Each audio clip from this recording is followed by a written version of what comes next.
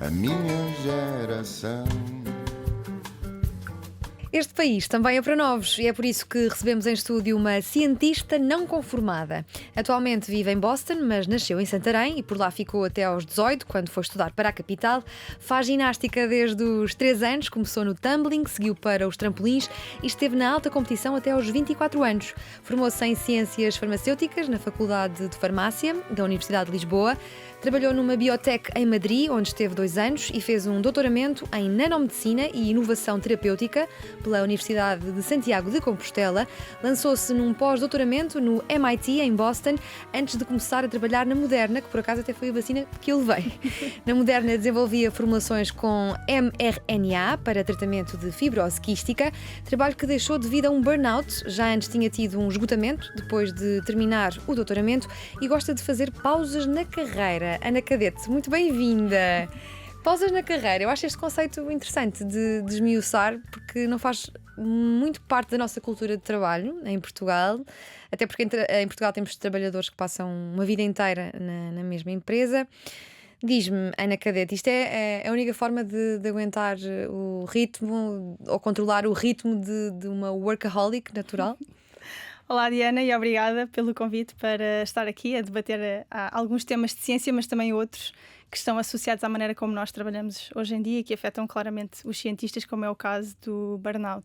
Ao longo da minha carreira, efetivamente aconteceram 2 situações que levaram a este esgotamento. Uma delas foi durante o meu doutoramento. Eu não conheço nenhum aluno de doutoramento que acabe o doutoramento perfeitamente bem. Aquele último ano é muito exigente. Eu acho que nós, como cientistas, somos demasiado exigentes connosco próprios e com aquilo que nós queremos publicar, onde é que nós vamos estar a seguir. E, portanto, o meu último ano de doutoramento estava a trabalhar, não sei quantas horas, 16 horas por dia, enquanto acabava de escrever a tese, acabava experiências no laboratório, procurava um pós-doc, não queria deixar nada para trás. E então até tive uma situação patológica em que comecei a ter um zumbido no ouvido e aquilo, chegámos à conclusão que não era um problema auditivo, era mesmo um problema neurológico e eu tive que parar durante 3 semanas antes de defender a tese de doutoramento para poder estar em condições de o fazer. Ou seja, quando o teu corpo começa a dizer que tu não estás bem, já é demasiado tarde para tomar prevenção. Nós temos ouvido falar muito do burnout nos profissionais de saúde, nos médicos, nos professores, em jornalistas e também os cientistas. Pelo menos 1/3 dos cientistas têm sintomas de burnout. Sim. E eu acho que isso fala muito pouco porque nós somos a profissão que está nos bastidores de todas as outras. Ou seja, quando nós falámos do que acontecia no desenvolvimento de uma vacina de RNA mensageiro ou no que aconteceu durante a pandemia, tu vias os médicos na linha da frente, os enfermeiros e todas as pessoas que estavam em contexto hospitalar. Tu viste os farmacêuticos de farmácia comunitária estarem na linha da frente e ninguém falou do que estava a acontecer aos farmacêuticos e aos investigadores que estavam a trabalhar todos os dias, mais do que lhes era exigido, para desenvolver a vacina que depois chegou às pessoas. E portanto, nós somos uma classe que acaba por estar demasiado exposta ao burnout sem que isso seja falado e reconhecido por quem trabalha connosco. Por isso está nas nossas mãos identificar quando é que passamos o limite e precisamos de parar. E isso não é nada fácil. Não foi fácil quando eu quando eu estava no meu doutoramento. A minha investigadora principal, a minha diretora de tese, não se apercebeu que eu estava mal. Eu só me apercebi que estava mal quando comecei a ter Mas achas que está zumbido. mesmo nas nossas mãos? Porque ao mesmo tempo que cada vez mais se fala de burnout, há também cada vez mais pessoas que desvalorizam. Agora toda a gente tem burnout, ou toda a gente tem ansiedade. Agora toda a gente tem problemas de saúde mental. Que é o lado mau do lado bom, que é podermos falar sobre isto agora abertamente. Sim.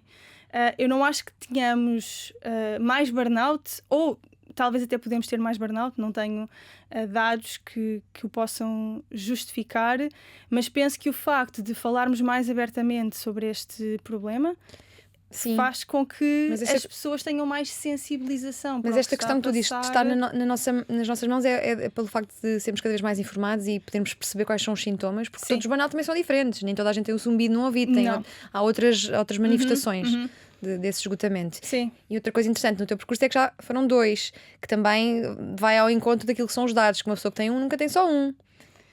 Mais tarde acaba por poder vir ao de cima outra vez. E está relacionado com esta postura de seres workaholic? Do trabalho ocupar a maior fatia da tua vida? Eu acho que no meu doutoramento foi claramente o meu trabalho ocupar a maior fatia da minha vida. Quando eu estava no último ano na Moderna, foi uma mudança dentro da empresa e no contexto de pandemia que afetou principalmente os imigrantes nos Estados Unidos da América, ou seja, eu tive 2 anos e meio sem poder vir a casa, por isso não é só que eu estava a trabalhar demasiado, eu estava a trabalhar demasiado sem ter do lado da família, dos amigos, do que te faz não trabalhar aos fins de semana, de estares bem, eu não tinha nada desse apoio. Por isso acabou por ser uma situação um bocado diferente, mas que me fazia estar todos os dias a ir trabalhar infeliz, sem conseguir ser produtiva. E eu tive consciência disso. E às vezes o que acontece às pessoas quando tomam estas decisões tarde demais é que, apesar de tu perceberes que estás num estado de burnout, existe qualquer coisa à tua volta que te impede de seres honesta com a tua empresa ou com o grupo de investigação que estás a fazer e acabas por não procurar ajuda. Sim, então que limites é que conseguiste impor, que limites devemos impor e qual é o papel das empresas nesta prevenção do burnout? Quando foi do meu doutoramento, eu passado um mês comecei o meu pós-doc e foi um ano altamente desafiante. Ou seja, em termos profissionais é um instituto bastante competitivo, é muito difícil tens que estar ao nível das outras pessoas, por isso foi esgotante, eu já não estava bem e depois ainda tive que ficar um ano a trabalhar naquela situação, até que percebi que não, que eu preciso de parar. Na Moderna foi uma situação semelhante, também aguentei um ano, aquela situação mais de extremos, e depois o que eu acabei por fazer foi aproveitar transições entre os trabalhos para tirar um período de pausa.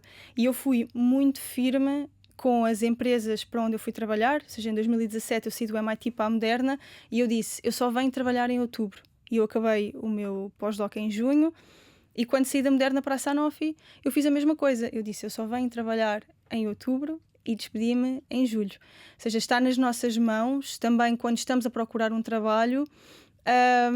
E quando temos consciência do impacto que tem este esgotamento na nossa produtividade, sermos capazes de dizer a quem nos está a contratar, eu não vou estar bem para trabalhar amanhã, eu só vou estar bem para trabalhar daqui a 2 meses ou daqui a 3 meses. E por isso, se vocês me querem contratar, a condição é, eu agora preciso de parar para meu bem e para bem da empresa. Por isso é que eu acho que está nas nossas mãos não só identificar os limites, comunicar esse burnout e ter a capacidade de exigir, quando nós mudamos de um lado para o outro, o que é que aquela empresa te pode oferecer que a outra não te deu quando tu então mais precisavas. A tua vontade de fazer pausas na carreira é também uma resposta e uma procura por uma melhor saúde mental? Claramente. E também pelo facto de que se tu não fizeres estas pausas entre carreira, tu acabas por perder muito do lado bom da experiência de estar lá fora. Tu tens muitos PhDs e pós-docs nos Estados Unidos da América, em Boston, que nunca foram ao Grand Canyon.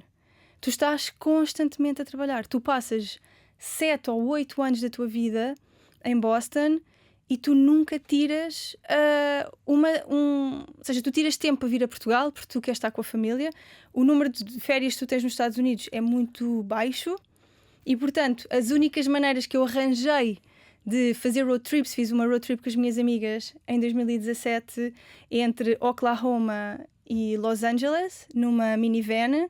Fomos pelos parques naturais de Utah, Grand Canyon, Texas, Las Vegas. Ou seja, aquela road trip que nunca na vida me teria sido permitida se eu não tivesse feito aquela pausa. Ok. tu formulas medicamentos, mas para o burnout não há um medicamento, há sim pausas Exatamente. para recuperar. Mas como é que se formula medicamentos? Tu estudaste para isto mesmo? Tu consideras-te farmacêutico ou cientista, ou as duas? Eu considero-me uma farmacêutica cientista. Eu adoro o curso de Ciências Farmacêuticas. É um curso que... Prepara muito bem os profissionais para várias áreas, não só trabalhar atrás de uma farmácia, não é? Exatamente.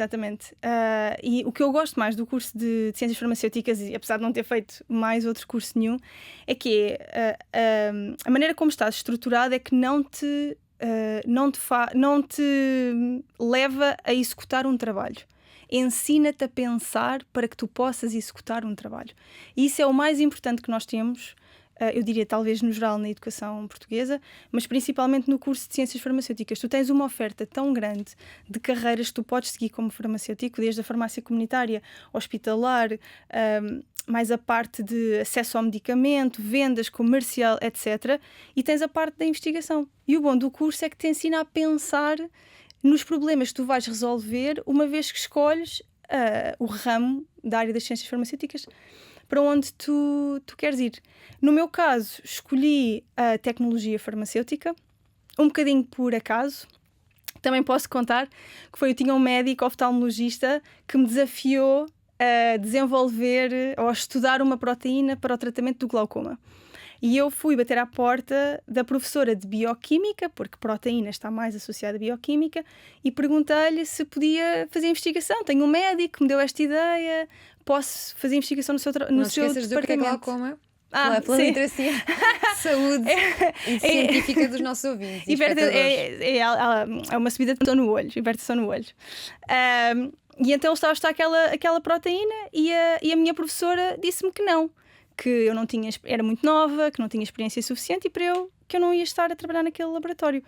E eu então pensei, ok, então se não vou poder estudar a proteína, vou estudar a formulação associada à proteína. E bati à porta de tecnologia farmacêutica, onde o professor António Almeida, na altura, me abriu a porta e disse, ok, és muito bem-vinda ao nosso laboratório e podes ficar aqui a fazer investigação.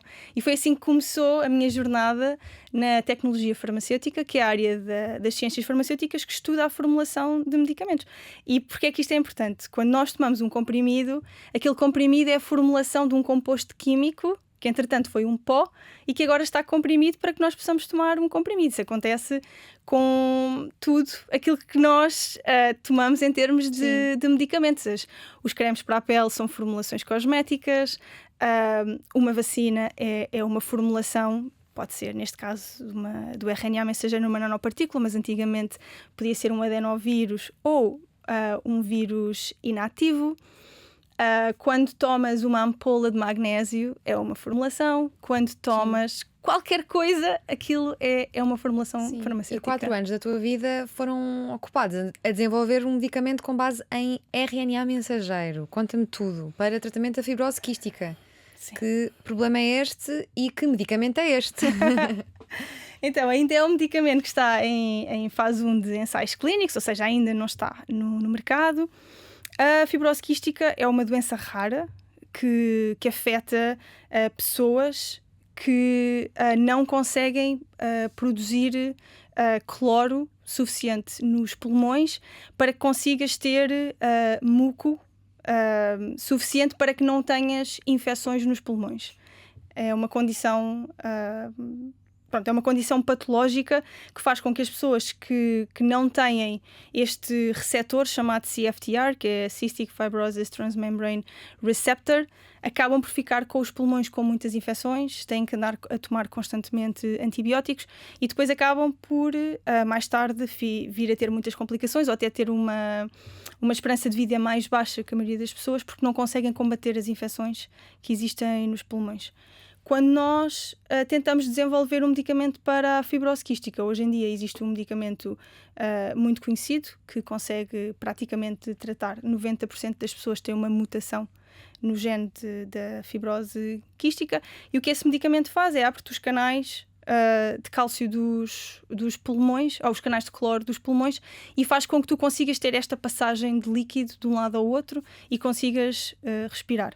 O que é que acontece? Tu tens 10% da população que não têm esta mutação específica em termos de fibrose quística e que essas pessoas não produzem uma proteína que é necessária. Então, para isso, nós desenvolvemos um medicamento de RNA mensageiro. E porquê é que estes medicamentos são tão especiais? Teoricamente, e só para explicar, o RNA mensageiro é o precursor das proteínas no nosso organismo. Ou seja, qualquer proteína que tu queiras produzir vai ter um RNA mensageiro a dar a mensagem. É como se fosse o software das células a dizer-te agora vou produzir esta proteína em específico. No caso da fibrose quística, nós administramos um RNA mensageiro que vai codificar para uma proteína específica de maneira a que tu consigas curar, teoricamente, 100% das pessoas que têm esta doença, porque elas vão ser capazes de produzir a proteína que está em falta. E o RNA mensageiro calhou-te na rifa ou foi um interesse que tu desenvolveste e procuraste-o? O RNA mensageiro, quando eu fui trabalhar para a Moderna em 2015, estava a aparecer como uma terapia muito promissora. Ou seja, se teoricamente tu consegues curar qualquer doença que tenha a falta de uma proteína no teu organismo, então tu consegues atacar imensas doenças raras, doenças metabólicas, podes produzir vacinas novas, ou seja, há toda uma... É muito promissor. Quando eu entrei na Moderna em 2017, foi do género, junta-te a nós porque nós vamos criar a próxima geração é a medicina do futuro. Isto ainda ninguém está a agarrar nisto. Sim. E suscitou muito interesse da minha parte, principalmente porque o RNA mensageiro não consegue ser administrado sozinho. Tu precisas sempre de uma formulação para o fazer. E tu estavas na Moderna na altura da corrida às vacinas, que apanhaste esse período. Apanhei. Bem intenso, imagino que tenha sido bem intenso. Bem intenso. Eu sempre tive, o meu projeto sempre foi o projeto de fibrose quística e eu mantive-me a trabalhar nesse projeto. Aliás, ninguém parou de trabalhar durante a pandemia, mas tu tiveste um reajuste da empresa, obviamente, em termos de recursos para ficarem disponíveis para que a vacina pudesse ser desenvolvida. Uhum. E a parte interessante das vacinas de RNA mensageiro é que, ao contrário de uma vacina convencional que demora vários meses a poder ser produzida, uma vacina de RNA mensageiro, tu consegues ir desde a sequência do mRNA até teres a vacina pronta. A Moderna demorou 42 dias. Ou seja, foi um facto... Tomaste a Moderna? Tomaste a Moderna? Tomei que estava disponível. Sim, nós fomos todos oferecidos na altura pela própria empresa. E olha, a indústria farmacêutica, esta expressão, quando a ouvimos, tem quase sempre um tom assim meio malévolo. A indústria farmacêutica que inventa doenças e problemas para faturar milhões. Esta ideia, tantas vezes veiculada, tem alguma percentagem de verdade? O que é que podes dizer sobre a indústria farmacêutica de uma forma ampla? Então, eu diria exatamente o contrário. Eu consigo perceber que as pessoas falem dos lucros que as empresas farmacêuticas têm, que acabam por ser parecidos aos lucros que qualquer empresa privada quer ter, mas acho que não se fala do investimento que existe em investigação com os lucros que são feitos. Tu não consegues fazer investigação pioneira e não consegues estar constantemente a inovar se não houver investimento na ciência básica. Sim. E é isso que fazem as empresas. As empresas agarram nos lucros que têm e continuam a investir na ciência básica. E por falar em investimento, queres comparar Portugal e os Estados Unidos? Em Portugal, o investimento público na ciência está ao nível de 91, ano em que eu nasci, e Portugal investe menos de metade da média da OCDE. Não é muito surpreendente. Infelizmente. Não é muito surpreendente, mas não acaba de ser triste de ver que é esse o panorama nacional em termos de investimento em investigação e desenvolvimento. A ciência é a base de tudo o que nós hoje em dia utilizamos. É mesmo a base da inovação. Quando nós agarramos num iPhone novo, quando tu queres uma peça de roupa mais sustentável ou pensas numa maneira diferente de fazer vinho, ou seja, tu, para experimentares isso, já houve alguém que esteve a fazer parte daquela experiência no laboratório. Ou seja, não há inovação sem investimento em investigação. Isso é impossível de acontecer. E o que acontece com Portugal é que acabas por ter um investimento bastante reduzido na investigação, que faz com que nós estejamos atrás do que está a ser feito, não só na Europa, e então em Boston, eu quando comparo Portugal a Boston, se calhar estamos 20 anos atrás do que se faz lá. Não só o investimento privado nos Estados Unidos da América é muito maior do que o investimento público e privado que existe em Portugal, mas é preciso efetivamente termos esta consciência de que sem investimento na ciência não há inovação. O que está a acontecer neste momento no país é que nós temos uma educação gratuita de luxo.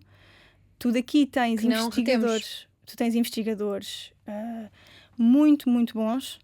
Quando nós vamos para os Estados Unidos da América, somos vistos como investigadores de topo. Nós estamos ao mesmo nível de qualquer investigador que vem de Yale ou do MIT ou de Harvard. Trabalhamos muito, trabalhamos arduamente e mais do que qualquer americano que está numa posição parecida com a nossa. Somos desenrascados, temos conhecimento e eles olham para nós mesmo como um luxo de investigador a ter lá e a reter-nos lá. Quando tu olhas para Portugal, tu tens os mesmos investigadores, porque nós saímos daqui com a mesma educação, mas depois não tens capacidade de reter o talento. Quer seja porque as bolsas que tu ofereces, lá está, são as tais bolsas precárias, com salários baixos. Hoje em dia, quando tu aumentares o salário mínimo para 850 euros, não é? Que é o que se está a falar, tu vais estar, se calhar, a 150 euros ou pouco mais de diferença do que ganha um aluno de doutoramento. Talvez os pós-docs depois comecem a ganhar um bocadinho mais, mas ainda assim, não só tu tens um fraco investimento financeiro, que te dá pouca estabilidade, como também a maneira como a carreira de cientista é valorizada em Portugal, não é a melhor. E como é que o talento imigrado reage àquilo que é o seu país de origem? Há alguma conexão, há vontade de regressar? E se regressa, o que é que vai encontrar? Falta de oportunidades? Sem dúvida.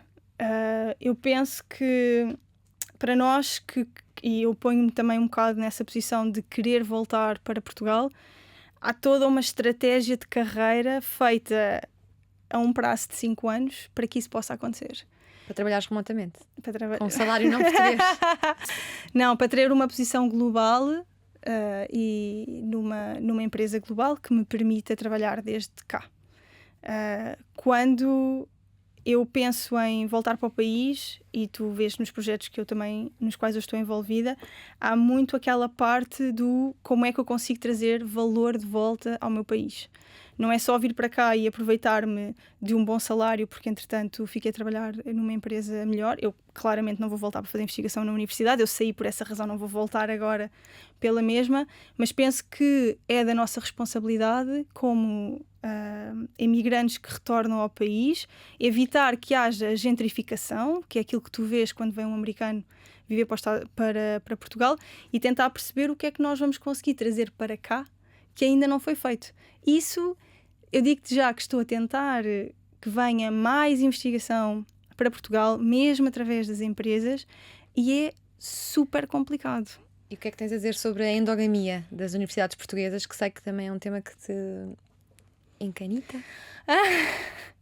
Sim, a endogamia das universidades portuguesas é um problema que nós só vamos conseguir resolver quando deixarmos de abrir posições nas universidades para ficar quem já lá está, e incentivarmos pessoas diferentes de outras nacionalidades, portugueses que emigraram para outros países e tiveram em outras universidades, a voltar para cá e efetivamente a ter uma posição de liderança em que possam tomar decisões sem que essas decisões tenham que estar sempre associadas àquilo que uma pessoa que já lá está há mais anos possa dizer que é o melhor ou não é.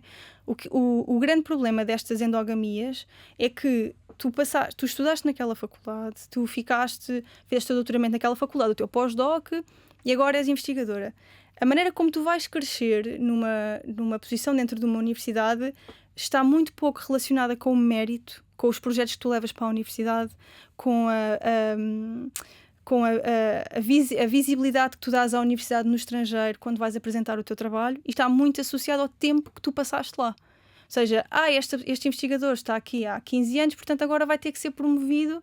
E isso é péssimo para a geração mais nova, porque tu queres trazer pessoas que sejam trabalhadoras, que consigam candidatar-se a programas que são inovadores e que elas próprias tenham a capacidade de pensar: eu posso crescer aqui profissionalmente, eu vejo um futuro para mim como investigador, e simplesmente não acontece porque tens pessoas que estão lá a vida toda, que nunca vão sair dali e que por estarem lá a vida toda e nunca saírem dali vão continuar a ser promovidas. É este o sistema. E este não pode ser o sistema que nós temos. Nós temos que ter pessoas que são avaliadas a cada 3 ou 5 anos, mas avaliadas a sério, não é só pelo número de publicações que têm, porque entretanto escreve-se um artigo de revisão e mais uma publicação em colaboração e a coisa E até as está feita. publicações em revistas conceituadas também são meio polémicas, o acesso a essas publicações, mas já foi aqui um capítulo que tivemos neste programa. Sim, são pagas, ou seja, tu praticamente pagas para fazer investigação, pagas para publicar a tua investigação e pagas para aceder à investigação que foi feita. Sim, acredito que seja. É polémico, obviamente, não devia ser assim. Sim, é injusto. Precisamos de mais doutorados? Precisamos de mais doutorados. Temos Em Portugal? precisamos de mais doutorados mas precisamos que sejam criadas empresas que consigam absorver estes doutorados, porque um doutorado traz uma qualificação e um expertise ao país que o não doutorado não consegue. O que acontece é que se tu crias doutorados, ou seja, se tu exportas doutorados... Exato, exportamos cientistas, não é? É o que nós estamos Se a tu exportar em grande. exportas doutorados, então o investimento que tu estás a fazer nestes investigadores não fica no país. Tu vais perder o conhecimento que foi adquirido ao longo dos anos. O que tu fazes quando decides fazer um doutoramento é querer ficar muito especialista numa área. E essa especialização é o que depois, quando tu vais...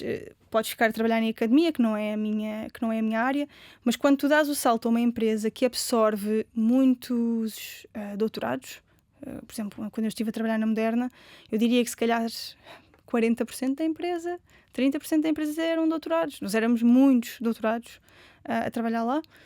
Isso acaba por te juntar estas mentes especializadas num grupo altamente diverso e multidisciplinar, que quando têm um projeto conseguem pensar numa maneira muito particular para que isso consiga avançar. Sim. Quando tu vens para Portugal e vês que as empresas não retêm estes doutorados, tu perdes conhecimento. Porque o trabalho que um técnico faz numa empresa é um trabalho acaba por ser mais repetitivo, ou seja, é um trabalho que alguém te diz aquilo que tens que fazer. O trabalho de um doutorado numa empresa é um trabalho em que o doutorado vai ter que pensar naquilo que vai ter que fazer para a empresa para melhorar. E é essa a grande diferença entre algumas das empresas que existem no Estado. Tu aqui também tens empresas que investem em doutorados, não é? A Ovion é um grande exemplo. Penso que também traz a Blue Pharma com alguns investigadores, mas acabas por ficar... Quer dizer, são pouquíssimas as empresas que têm doutorados. Nós já aqui percebemos porque é que tu emigraste, acabaste de dizer, não querias fazer investigação nas condições em que se faz em Portugal. Quais é que são os desafios de emigrar nesta área? Quais é que foram os teus? E eventualmente para quem nos esteja a ouvir e quer fazer o mesmo, mas ainda está reticente ou falta-lhe coragem. Sim. Eu acho que... a nossa geração vai ser uma geração que procura experiências diferentes. E o que nós observamos hoje em dia é que o investigador, tal como numa área qualquer diferente, quando tu queres ser manager na Google ou trabalhar numa empresa mais de tecnologia, tu muitas vezes decides emigrar pela experiência pessoal que isso te vai dar. E nós começamos a ver isso também muito à parte dos investigadores. Saímos daqui, não só porque efetivamente a ciência que se faz aqui não é boa, mas também porque procuras a tal experiência pessoal e a tal valorização profissional que para mim é capaz de ser das coisas mais desafiantes quando tu queres reter talento não é só aquilo que tu pagas à pessoa para ficar cá, é o que tu lhe dizes que ela vale para ficar cá. E são duas coisas completamente diferentes e que eu não vejo a serem ainda muito conversadas, tanto na academia como na indústria. Quando eu decidi sair para os Estados Unidos foi há 12 anos e eu a perceber-me que tu aqui consegues, ou seja, com os poucos recursos que tens, consegues fazer coisas interessantes, mas eu só pensava, o que é que eu consigo fazer se eu tiver o triplo ou 5 vezes mais recursos do que isso? E tu realmente consegues fazer coisas absolutamente extraordinárias com um financiamento muito superior àquele que nos é dado. Quando eu fui para Madrid, foi uma transição relativamente simples. É um país muito parecido com o nosso. Eu também tinha 24 anos, era bastante mais nova. Acabei por fazer lá o meu doutoramento. Quando eu fui para os Estados Unidos da América, a transição foi muito mais difícil. É o país das oportunidades, ou seja, é o país onde eu hoje consigo perceber que, por ter trabalhado muito, consigo estar numa posição dentro de uma farmacêutica, dentro da Sanofi, que eu jamais teria se tivesse ficado, se calhar, noutro país da Europa. Ou seja, é mesmo o país das oportunidades, mas é um país que maltrata os imigrantes. Não é fácil ir para os Estados Unidos da América. Tu sentes-te sozinha, tu dependes de um visto, dependes da tua empresa para te patrocinar aquele visto. Eu digo muitas vezes às pessoas que vão ter comigo em Boston, algumas acabam por ficar amigas ou damos boleia no carro que nós hoje em dia temos, que não é um carro nada especial, mas é um carro, e as pessoas às vezes acham que a casa onde nós vivemos ou o carro que nós temos é o espelho quase do glamour americano, e não é o espelho de muito trabalho. Nós, quando fomos para lá viver, também tínhamos um apartamento em que chovia lá dentro, ou tens um carro que está completamente podre, ou tens uma bicicleta que foste comprar em segunda mão. Ou seja, nós, quando vamos para lá, nós vamos sem nada. Mas depois compensa esse início mais tumultuoso? Para mim compensou sem dúvida, e eu adoro viver em Boston. É a cidade dos meus sonhos como investigadora, mas não é fácil. E a pandemia foi especialmente difícil. A pandemia maltratou muito os europeus. Os Estados Unidos da América tiveram as fronteiras fechadas à Europa demasiado tempo. Já estavam abertas, os europeus já abriram aos americanos, os americanos continuavam com as fronteiras fechadas, e o facto de estar lá põe-te mesmo a pensar o que é que tu queres, se aquilo vale a pena. Foi em 2021, nós estávamos em julho, um dos meus melhores amigos ia casar e eu não conseguia sair dos Estados Unidos, e eu ponderei mesmo, vale a pena isto tudo? Porque uma coisa é tu abdicares de algumas viagens, de saberes que é difícil, de trabalhares muito. Outra coisa é ser-te exigido estares mais de um ano sem ver a tua família, e a única coisa que tu podes fazer para que isso não aconteça é desistir. E custou-me imenso. Acho que foi a única altura da minha vida em que eu pensei desistir de ser investigadora. Mas é uma posição duplamente sensível, já que do outro lado o tratamento não é assim tão positivo como descreves, mas deste lado há a falta de interesse do país no talento imigrado, que é uma ideia que tu defendes, que há uma falta de interesse. Sim. Na altura eu lembro-me de estar a falar disto com o meu pai, e ele foi a pessoa que me disse: não venhas para cá, ou seja, não desistas de tudo aquilo que tu foste construindo ao longo dos últimos 10 anos, porque o que é que tu vens para cá fazer? E a verdade é essa. Tu e 2 milhões de portugueses que emigraram. Exato, ou seja, tu pensas, eu fui construindo a minha vida aqui, eu tenho um trabalho que eu gosto, eu tenho os meus amigos, e a minha casa e o meu marido. O que é que eu tenho se for para Portugal? Acabava por ser, ou seja, sem ter um plano, acaba por ser muito complicado vir para cá. E em Portugal terias trabalhado das 9 às 5, que dizes que é um horário... É que ninguém consegue mudar o mundo das 9 às 5. Eu acho que das 9 às 5 já é o horário neste que já nem se pratica muito em Portugal. Acho que é mais 9 às 6, 9 às 7, 9 às 8 ou 8 às 8. Tens um problema com o horário de trabalho em Portugal? Ai, claramente.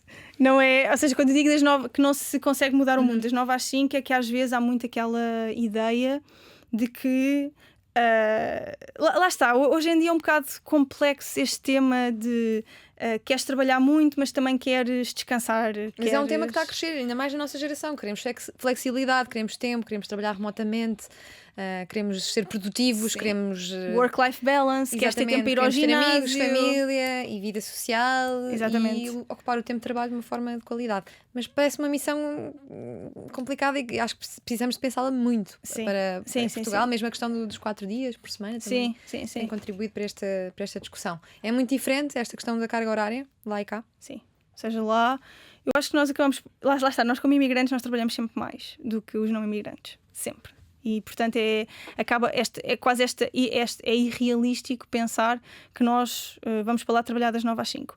Depois também depende da fase de vida em que tu estás. A maioria de nós, quando vai para lá, vamos com os nossos 30, não é? Nos pós-doc, não tens filhos na altura, portanto consegues dar muito, mas consegues trabalhar muito, produzir muito e ser altamente valorizado pelo tempo extra que tu passas na empresa. Se calhar nas universidades talvez não seja tanto assim. Quando às vezes digo essa parte das 9 às 5, eu acho que em Portugal os horários são péssimos porque a produtividade é muito baixa. Nós temos das piores produtividades da União Europeia, o que faz com que tu ficas a passear na empresa e não pode ser. Tu tens que chegar, tens que cumprir, tens que fazer e tens que te vir embora. E lá as pessoas são mais motivadas, mais produtivas? Sim, sem dúvida. Muito mais produtivas. É chegar, fazer e ver acontecer. Efetivamente é isso. Há uma coisa... Mas há um incentivo, não é? Dos salários não serem os mesmos. Claramente. É difícil andar motivado em Portugal com os salários praticados, não é? Não, sim, claramente. Há só uma coisa que eu não abdico da minha cultura portuguesa no meu horário americano, que é a minha hora de almoço. Ou seja, eu recuso-me a ter reuniões à hora de almoço e eu recuso-me a almoçar em frente ao computador. Há quem prefira comer a correr e depois sair mais cedo. Também não, cultura, eu por acaso não faço isso, mas prefiro parar meia hora na minha hora de almoço e ter um bocadinho mais de tempo do que fazer ao contrário. E outra coisa que eu acho que se nota nos Estados Unidos é que, e outra vez, isto tem muito a ver com a minha experiência pessoal e com o tipo de empresa que eu também escolhi agora por trabalhar na Sanofi.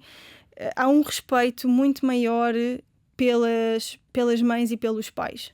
Ou seja, o que te é exigido a ti... Pela parentalidade. Pela os meses parentalidade. que podes ficar em casa também? Na Sanofi, a Sanofi eu diria que talvez a melhor empresa na área de Boston em termos de licença de maternidade. Eu tenho 5 meses e meio e as mães têm 5 meses e meio, os pais têm 4 meses, 16 semanas. Não é muito?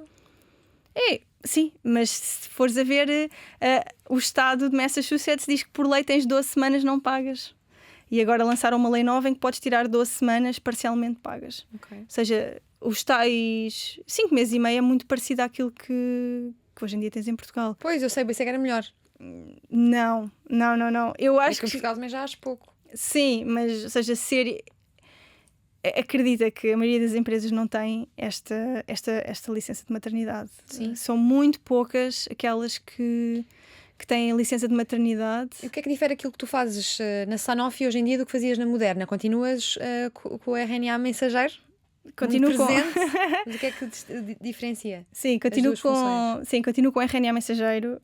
Para mim são as terapias do futuro. Nós dificilmente vamos voltar às vacinas convencionais e vamos ter a oportunidade de ver crescer terapias com a aplicação de RNA mensageiro para tratamento de doenças raras e de cancro que não existia. Por isso o meu interesse foi, eu quero me manter nesta área, eu gosto de trabalhar nesta área, eu vejo um potencial gigante. O que é que eu posso trazer em termos de valor para a empresa nova onde eu vou trabalhar devido a todo o conhecimento que eu já tive? E vão acabar com os negacionistas? Eu não sei se eles ainda existem. Acho que sim, existem. Não sei se vamos conseguir acabar com eles totalmente, mas penso que vai ser claro, acho que já é claro, não é? Que depois de levarmos as vacinas conseguimos voltar a ter uma vida relativamente normal e só vai melhorar com o tempo. Quando eu decidi dar o salto à Sanofi, a Sanofi é uma empresa gigante, deixei de trabalhar em biotech e foi uma decisão muito ponderada. E foi uma decisão de me juntar a uma empresa que estava completamente alinhada com as minhas necessidades como futura mãe, como mulher e como profissional que quer crescer fora do laboratório e que quer continuar a aprender coisas diferentes. Fala-se muito, lá está, do tal dark side Da academia à indústria. Sim, da academia à indústria.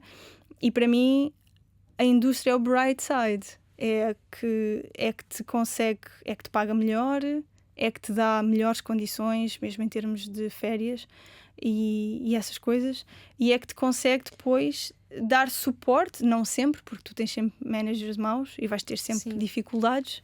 E Mas tu, Ana Cadete, és uma mulher na ciência. Portugal é dos países com mais mulheres na ciência, o que nos orgulha. Elas depois chegam às posições de liderança? poucas, muito poucas. O que há a fazer? Acho que há tanta coisa que tem que se mexer, ou seja, quando nós falamos do facto de haver poucas mulheres em posições de liderança, isso acontece porque tens um caminho, tens uma fase da vida das mulheres em que tanto em academia como em empresa não são apoiadas o suficiente para que um dia possam voltar para posições de liderança. Isso acontece muito com as mães. Ou seja, quando tu és uma mulher, tu deixas... Imagina, a partir do momento em que tu não tens a licença de paternidade igual à licença de maternidade, tu estás a tirar as mães do mercado de trabalho. Para mim, uma das coisas a fazer era os pais têm que tirar, podem não tirar tanto tempo como as mães, porque podem não precisar daquele tempo para recuperar do parto e etc., mas têm que estar no mínimo 3 meses fora do mercado de trabalho. Senão tu estás constantemente a tirar as mães do mercado de trabalho, depois elas têm que voltar e depois vão engravidar outra vez e depois vão voltar a estar fora, e por isso faz parte das empresas, muitas vezes não é dizermos precisamos de ter 30%, hoje em dia fala-se muito dos 50%, e tu até já tens, as empresas até já te vão dizer que nós temos 50% de mulheres em posições de liderança. Que posições são essas? Falamos de C-suite, falamos de diretoras, porque eu continuo sem ver essas mulheres a assumirem cargos de CEOs e CSOs, e a maioria disso continua a ser pelos homens. Por isso eu, quando falo, e tenho esta conversa muitas vezes com a minha chefe, não é sobre os números de mulheres que tu queres pôr lá no topo, é sobre o que tu tens que fazer para que elas consigam chegar a essa posição. E que desafios têm os jovens para ascender a essas posições de liderança? Como é que se faz ouvir o mais novo à mesa das decisões? Tu que tens sido mais nova em muitos momentos, não é? Com persistência e a aprender como é que tu consegues comunicar aquilo que pensas que é importante para uma empresa ou para um país. Não é? Nós somos a geração que tem que agarrar no que está feito agora para melhorar aquilo que vai ser o futuro. Portanto, nós precisamos trazer jovens para as conversas, nós precisamos de fazer parte das equipas de liderança das empresas e das universidades para poder partilhar com eles as nossas ideias, porque nós, através das nossas experiências, conseguimos trazer muito valor àquilo que podem ser as decisões do futuro. Portanto, acabas por ver muito esta parte de que os jovens são muito pouco chamados a tomar decisões, e para mim isso é um erro. Como é que nós vamos conseguir mudar isso? Eu penso que está também nas nossas mãos, a tentar perceber como é que vamos chegar às tais posições em que conseguimos influenciar sem autoridade, que para mim é dos temas mais difíceis, de como é que eu vou conseguir influenciar uma organização se eu não tenho autoridade lá dentro? Como é que eu me vou conseguir sentar à mesa com o CEO se eu sou uma CMC líder e se eu não tenho um cargo de direção? Mas está nas minhas mãos tentar perceber que tipo de ferramentas é que eu vou utilizar para que isso aconteça. Em relação, falaste de melhorar, há pouco falámos dos negacionistas, e não posso deixar de falar do teu projeto, o NCS, que criaste durante a pandemia para combater esta mesma desinformação, e às tantas transformou-se num projeto de literacia em saúde, literacia em ciência, e já evoluiu para qualquer coisa nos Estados Unidos. Evoluiu. E tu estás muito feliz. Estou muito feliz. O NCS é uma organização sem fins lucrativos neste momento. É. Há 2 semanas nós fomos acreditados como organização sem fins lucrativos nos Estados Unidos da América. Isso é um sonho que eu tenho, que nasceu na pandemia. Apesar da pandemia ter sido duríssima em termos emocionais para mim, ter-me visto fechada nos Estados Unidos durante tanto tempo, trouxe-me a capacidade de ver o quão privilegiada eu sou por estar naquela posição. O quão privilegiada eu sou por ter uma família que me apoia, que me incentiva a ficar lá, e por ter estado sempre rodeada, no meu caso, de mulheres investigadoras que me apoiaram em todas as fases da minha carreira a nunca desistir. A minha professora em Espanha dizia: não tires la toalha. É mesmo tipo, não desistas. E então eu na pandemia pensei, ok, eu não estou bem, eu aqui não estou bem, claramente, mas há alguma coisa que eu consigo fazer pelos outros. E isso foram duas coisas. Uma é começar a partilhar a minha história como mulher na ciência, porque há mulheres na ciência que são felizes a ser investigadoras, Sim. que conseguem ter uma carreira e passar isto à outra geração. Eu quero que as miúdas consigam olhar para mim e ver-me talvez como uma inspiração para não desistirem de uma carreira na ciência, e depois como é que eu, com o conhecimento que tenho em termos de RNA mensageiro, consigo passar para a sociedade portuguesa a informação certa, a literacia certa neste tipo de vacinas e de medicamentos que na altura não existia. E agora, muito brevemente, porque temos mesmo de fechar, qual é que é a importância da entrega do Prémio Nobel da Medicina à húngara Katalin Karikó? O que é que está por trás desta história e o que é que significa para a nova geração de cientistas? O prémio para a Katalin fez-me... Eu identifiquei-me imenso com aquilo que aconteceu com ela. Eu acordei com uma mensagem de uma amiga minha a dizer que a Katalin tinha ganho o prémio do RNA mensageiro e se eu não estava também envolvida nesse trabalho. E eu acho que um bocadinho de mim, tal como de todos os investigadores que trabalham na área do RNA mensageiro, sentiu um reconhecimento enorme e uma gratidão por parte dos prémios Nobel em relação àquilo que nós estávamos a fazer. A história da Katalin acaba por ser muito parecida à história dos emigrantes que vão para os Estados Unidos da América, e acho que muitos dos portugueses se acabam por identificar com isso.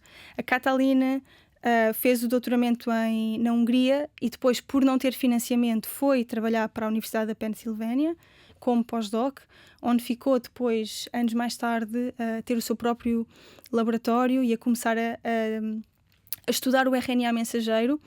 Teve imensas dificuldades de crescimento dentro da empresa, porque na altura o RNA mensageiro era tão novo que ninguém sabia o que era. Portanto, tu, para ficares numa universidade, tens que trazer as tuas bolsas e o teu financiamento. A partir do momento em que não consegues esse financiamento, estás fora. E portanto ela acabou por ter mesmo muitas dificuldades em manter o grupo dela de investigação na área do RNA mensageiro. Depois foi trabalhar para a BioNTech, onde ficou durante os anos, desenvolveu a vacina para a Covid-19 e finalmente demonstrou que quando tu modificas o RNA mensageiro de maneira a que não seja imunogénico para as tuas células, não seja reconhecido como uma proteína, como externo ao teu organismo, tu consegues produzir a reação imunológica que uma vacina é suposta, em vez de teres outra reação qualquer. E só para acabar, porque eu acho que isto é mesmo importante, ela contou muito da história dela agora nos últimos tempos, e há uma frase dela que eu gosto muito e que penso que pode servir de inspiração para nós, mulheres na ciência, que é: tu nem sempre vais conseguir mudar o que está a acontecer no presente, mas tu podes sempre continuar a trabalhar arduamente para mudar o que é o futuro. E o RNA, desde 1989, que é o futuro, ninguém o viu, só em 2021, e agora em 2023 foi finalmente reconhecido. Por isso a minha mensagem para todas as cientistas é que, por mais difícil que a investigação seja, se vocês acreditam que isso vai mudar o futuro, continuem a investir nessa ciência. E jovens cientistas portugueses, fiquem ou emigrem? É assim, eu acho que sair do país para aprender é uma mais-valia, ok? Eu penso é que a palavra imigração aí talvez tenha uma conotação negativa que eu gostava que não tivesse. Ou seja, investigadores portugueses tenham uma experiência no estrangeiro e voltem para Portugal para assumir posições de liderança em academia, nas reitorias, nas empresas. É o que vais fazer. É o que eu espero um dia conseguir fazer. Eu acho que ainda temos um longo caminho pela frente, mas eu adorava que mais investigadores como eu quisessem voltar ao país, e nós temos muitas ideias para tornar a investigação nacional ainda melhor do que já é. Criou o NCS no Instagram, que podem seguir, um projeto focado em literacia científica e de saúde, que também aborda temas como carreira, mulheres e ciência e saúde mental. Um projeto que cresceu e tornou-se uma organização sem fins lucrativos nos Estados Unidos da América, com o objetivo de proporcionar educação acessível a cientistas. Sempre foi boa aluna, teve média de 18 no secundário, mas espalhou-se nos exames nacionais e não conseguiu entrar à primeira na Faculdade de Farmácia de Lisboa, em Ciências Farmacêuticas. Entrou um ano mais tarde para o curso que lhe deu bases extraordinárias de trabalho e ainda hoje diz que é farmacêutica. Desde sempre que define muito bem os objetivos profissionais, não gosta de ser go with the flow, não ter objetivos deixa-a nervosa e com a sensação de que está a perder o controle da própria vida. A escola ensinou-lhe matemática e biologia, mas foi no pavilhão da ginástica que aprendeu muitos dos valores que a moldam: a organização do tempo, a importância de treinar metodicamente, a resiliência, o falhar e continuar a tentar. É isso que tem feito e continuará a fazer, além de fronteiras ou por cá. Nós só podemos agradecer à Ana Cadete, cientista não conformada, pela última hora de conversa na Antena 3 e na RTP3. O que vamos fazer?